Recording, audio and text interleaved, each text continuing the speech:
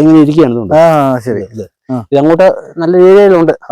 കാണുന്ന ഇത് എത്ര ചോടുണ്ട് ഈ മരത്തിലേക്ക് പടർന്നുണ്ട്? ഇതിപ്പോ 3 വെച്ചതാണ്. ഇതിങ്ങനെ പടർന്ന് കയറിക്കൊണ്ടിരിക്കുകയാണ്.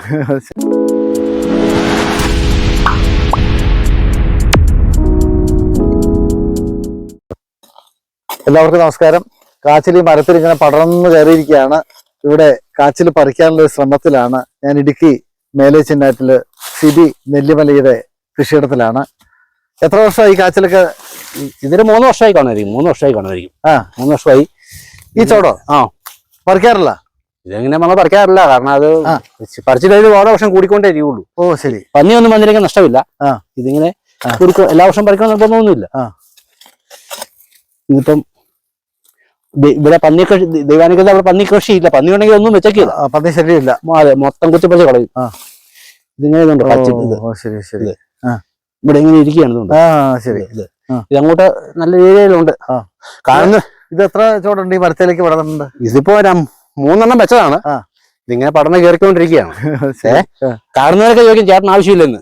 ഞാൻ പറഞ്ഞു ബാങ്കിൽ കിടക്കുന്ന പോലെ കടന്നോളൂ. ആ വർഷം പറിച്ചില്ലെങ്കിലും കുഴപ്പമില്ല. ഒരു കുഴപ്പമില്ല. കാച്ചിൽ എത്ര നാൾ വന്നാലും ഇത് വർദ്ധിച്ചുകൊണ്ടിരിക്കും. അത് ശരി. കാരണം ഈ വർഷം പോയാൽ ഇത് അടുത്ത വർഷത്തിൽ പോയിട്ട് അതിനേക്കാളും കൂടുതലായിട്ടുണ്ടാവും. അങ്ങനെ വർഷം കാച്ചില് എത്ര തൂക്കം വരെയുള്ള കാച്ചിൽ പറിച്ചിട്ടുണ്ട്? ഒരു ചോള 120 കിലോ വരെയുള്ള കാച്ചിൽ പറിച്ചിട്ടുണ്ട്. അത് ശരി. 120 കിലോ. അത് താഴേക്ക് ഇങ്ങനെ അതിങ്ങനെ മണ്ണൊക്കെ വെട്ടി കൊടുക്കുവാണെങ്കിൽ കുറച്ചുകൂടെ നന്നായിട്ടുണ്ടാവും. ഇപ്പൊ അങ്ങനെ നമ്മൾ ചെയ്യുന്നില്ല. എന്തായാലും നമുക്ക് വലിയ ചോടൊന്ന് പറിക്കാം. ഇതിപ്പോ ഇങ്ങനെ ഇതുണ്ടോ, കഷ്ണങ്ങളായിട്ട് ഇതുണ്ട്. ഇങ്ങനെ ഇരിക്കുകയാണ്.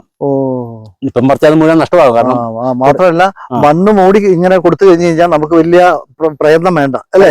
നമുക്ക് എളുപ്പത്തിൽ പറിച്ചെടുക്കാം. അന്നേരം അധ്വാനം കൂടുതലാണ്. കാരണം ഈ മണ്ണെല്ലാം ആ പ്രദേശത്ത് നിന്നെല്ലാം വെട്ടി ഒരു എടുക്കണ്ടേ. ശരിയാ. ഇതിപ്പം പല കൃഷിക്ക് പോകുന്നുണ്ട്. എല്ലാവരും നേരമില്ല.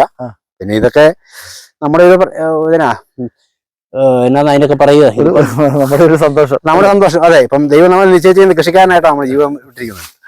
അപ്പൊ അതിനകത്ത് ഇങ്ങനെ നമ്മൾ കൃഷി ചെയ്യുന്നു. എനിക്ക് ഇഷ്ടപ്പെട്ടത് ഇത് ബാങ്ക് ബാലൻസ് പോലെ കിടക്കും. അതെ, ഒരിക്കലും നഷ്ടമില്ല. കാരണം പന്നിയില്ല, മറ്റു കൃഷികളില്ല. ഇത് നമുക്ക് എന്നും വർദ്ധിച്ചുകൊണ്ടിരിക്കുന്നത്. എന്തായാലും ഇവിടെ കാട്ടുപന്നി ശല്യം ഇല്ല എന്നുള്ളത് വലിയൊരു കാര്യം. വലിയ ഭാഗ്യം. ഇതിപ്പോ കിലോ ഇപ്പൊ 50 രൂപ ഉണ്ട്. മാർക്കറ്റിൽ നിന്ന് ചോദിച്ചു വിളിച്ച് പറിച്ച് ചെയ്തെന്ന് ചോദിച്ചു. ഞാൻ പറഞ്ഞ അടുത്ത വർഷം നമുക്ക് പറിക്കാമല്ലോ.